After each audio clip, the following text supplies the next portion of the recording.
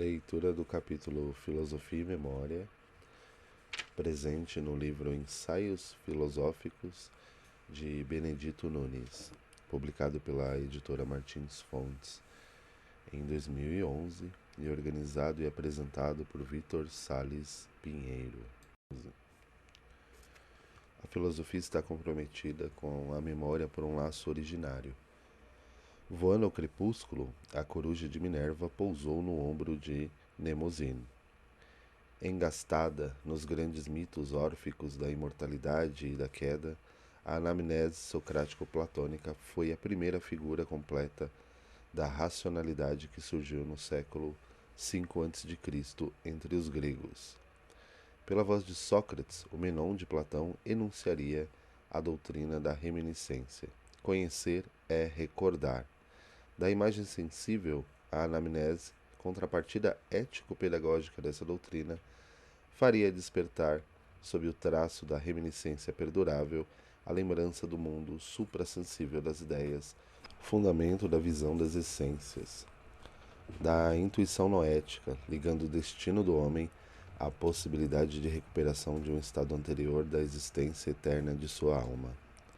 Entre os marcos repetitivos de um tempo cíclico, a experiência humana, tanto individual quanto coletivamente, realizar-se-ia como passagem da lembrança ao esquecimento e do esquecimento à lembrança de padrões eternos.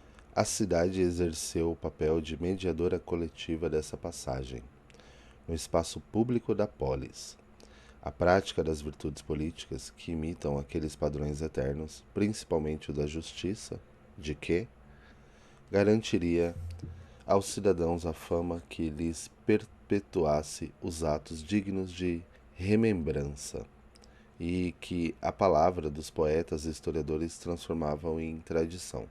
Muito mais tarde, Santo Agostinho, principal executor no fim da antiguidade da herança platônica retomada de Plotino, convidaria o leitor de suas confissões a ingressar nos vastos palácios da memória, para poder desencavar do mais secreto de seus compartimentos os mesmos padrões eternos que aí deixara gravados na alma, com sua imagem e semelhança, o Deus pessoal, providencial e transcendente dos cristãos. Mas, já então, em vez de uma cidade única, vigem duas póleis, uma temporal, outra eterna, a do homem e a de Deus. A primeira, o antigo espaço político que se desestruturara, reincorporou o tempo cíclico, abrangendo nascimento e morte, labor cotidiano e sucessão das gerações. A segunda simbolizou a duração infinita da Igreja, guardiã da revelação e, portanto, da chave que abre o lugar recôndito da memória. A cidade temporal permaneceria unida à de Deus por um tempo único, tempo retilíneo, contínuo, irreversível, progressivo, por onde se faria a passagem, o trânsito de retorno do homem para o destino sobrenatural que lhe traçara a soteriologia cristã.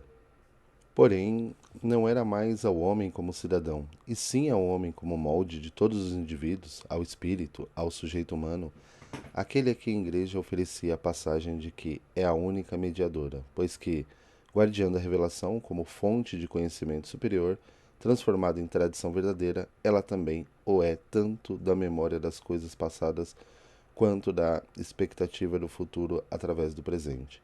Esse intrincado nexo das três dimensões do tempo em que se deteve perplexo Santo Agostinho no livro 11 das Confissões. Durante o medievo, época em que, abre aspas, agora uma citação de Galimard, o passado, objeto da fé, se opõe ao presente, objeto do conhecimento, essa tradição verdadeira, consagrada pela autoridade religiosa e sobre a qual, inerme, o tempo contínuo, progressivo só no sentido de cumprimento das promessas de Cristo, não exerceria nenhuma espécie de ação, fecha aspas. Foi a matéria repetida e diversificada da narrativa histórica. A história sagrada detém um sentido da história profana. As mesmas fontes teológicas instruem a respeito de um mesmo passado, criação do mundo, queda, redenção, de que a história sagrada conserva a perene lembrança, determinante do futuro.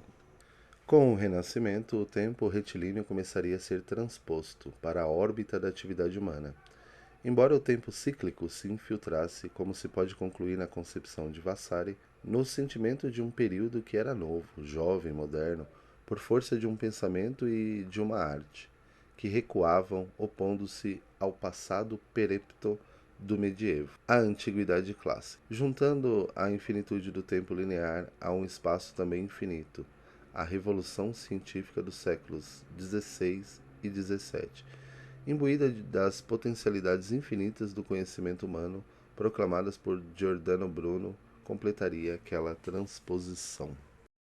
Uma segunda tradição, oriunda das ciências físico-matemáticas e respaldada no magistério da natureza, concorreria com a herança metafísico-teológica da Idade Média. No entanto, a filosofia cartesiana, nisso firmando a tônica do racionalismo, neutraliza o nexo da experiência com o tempo e, consequentemente, com a memória, mediante o princípio de evidência, a certeza do pensamento em sua relação consigo mesmo, que exige a intuição instantânea das ideias claras e distintas, renovável a cada momento pelo apoio intemporal da razão analítica, sem imagem, desprendida da continuidade mnemônica entre passado e presente. Mas o espírito, detentor da aprendizagem cristã, tornar-se-ia o sujeito cognoscente da filosofia moderna. Sujeito que tanto pode ser o indivíduo quanto a espécie. Nesse caso, abre aspas, a sequência dos homens durante o curso dos séculos, fecha aspas, da qual falou Pascal no prefácio do Discours sur la vie, e que, aspas, deve ser considerada como um único homem que subsiste sempre e que aprende continuamente, fecha aspas. Quando a época do iluminismo, intensificou-se o processo de secularização e o tempo histórico passou a ter uma ação efetiva, embora ainda não tematizado pela filosofia, a economia cristã da providência persistiu disfarçada na noção do progresso como um aperfeiçoamento gradual da espécie humana. E a história, a caminho de converter-se na ciência do passado, abriu a segunda fonte moderna da aprendizagem ao lado da ciência natural. Entretanto, encoberta pelo racionalismo, a memória haveria de transparecer. Apenas de maneira discreta na filosofia hegeliana que enfeixou na totalidade do saber absoluto o curso do desenvolvimento histórico do espírito humano. Em cada etapa desse desenvolvimento, conflitivo e contraditório, a consciência recapitularia as fases de suas sucessivas transformações, do subjetivo à objetividade das instituições, da vida dos povos e do Estado, articulando-se dialeticamente, graças, como se lê no prefácio da Fenomenologia do Espírito, à intimidade da lembrança. Foi na obra de Bergson, à margem da tradição racionalista, em seguimento à antiga teoria das faculdades, para a qual os empiristas ingleses contribuíram, que deu à memória o porte de tema filosófico extensivo. Tomada por base de uma intuição efetiva de caráter instintual, a memória relacionar-se-ia também diretamente com o tempo, com o fluxo da consciência como duração interior em que passado e presente se interpenetram. A diferença entre memória orgânica, memória hábito e memória lembrança, souvenir pur e matière et mémoire, não teve apenas um alcance psicológico. A identidade individual, o verdadeiro eu, dependeria da concatenação entre o presente sensório-motor e a lembrança do passado. Jouer par la métier. Imaginer par l'esprit. O souvenir pur atestaria, sobretudo, a capacidade de inovação do espírito como a duração real. Anteciparia a corrente do evolução criadora. Quero crer que, atualmente, a temática da memória pode ser enriquecida com a discussão, levada a efeito principalmente pelas correntes fenomenológico-hermenêuticas, de três questões capitais: a historicidade, o tempo histórico, parêntese, como o tempo da história ou historiografia enquanto ciência do passado, e a consciência histórica a seguir afloradas. A historicidade, forma completa da temporalidade da condição humana, segundo a analítica heideggeriana, e que possibilita tanto a ideia de fatos históricos, do curso dos sucessos que fazem a história, quanto o conhecimento do passado pela historiografia. Pressupõe a continuidade do passado no presente sob o foco da expectativa do futuro. Essa continuidade do homem como ser no mundo extravasa da memória individual para a memória coletiva. É a memória coletiva a questão básica do tempo histórico, do tempo elaborado pela historiografia que articula a temporalidade da existência, o tempo humano propriamente dito, ao tempo natural ou cósmico, dos três conectores destacados e discutidos por Paul Ricoeur, através dos quais se efetue essa articulação, os calendários, a sucessão de gerações e o vestígio, este último enquanto condição de acesso às fontes históricas, o segundo merece especial consideração. Enquanto os calendários permitem converter os instantes do tempo cósmico em momentos significativos, enquanto o vestígio contém a marca do passado no presente, como via de acesso às fontes, à sucessão das gerações, a relação anônima entre contemporâneos, predecessores e sucessores leva-nos ao tempo público, intramundano, que é, também, sedimento da memória coletiva. O conhecimento histórico do passado não poderia ser alcançado por uma simples ampliação da memória individual. Finalmente, a consciência histórica, perdida a ambição hegeliana de um saber totalizador da realidade, não mais conduzida por uma pretensão de síntese completa, ostentada pela filosofia da história, submeter-se-ia a um balanço crítico entre o presente, o passado e o futuro, resguardando-se a tensão entre essas três dimensões do tempo, sem que se valorize alguma delas em detrimento das outras.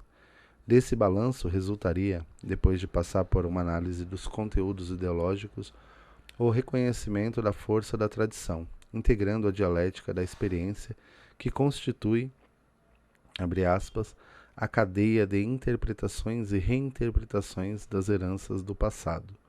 O futuro, fecha aspas, não é unicamente a flecha do progresso material e técnico, mas o horizonte utópico do presente inquieto que a modernidade transformou no mito do tempo novo, sucessão de rupturas com o passado.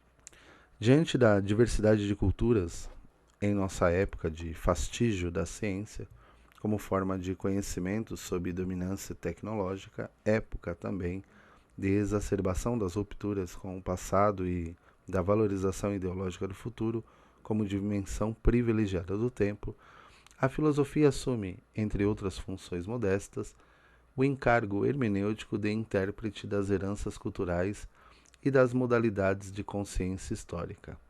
Com isso, a coruja de Minerva torna a encontrar seu pouso no ombro de Mnemosyne. Tal como a poesia de que se aproxima, a filosofia tende hoje a lembrar o que não deve ser esquecido. Fim. Das páginas 20 até a página 25 do livro supracitado.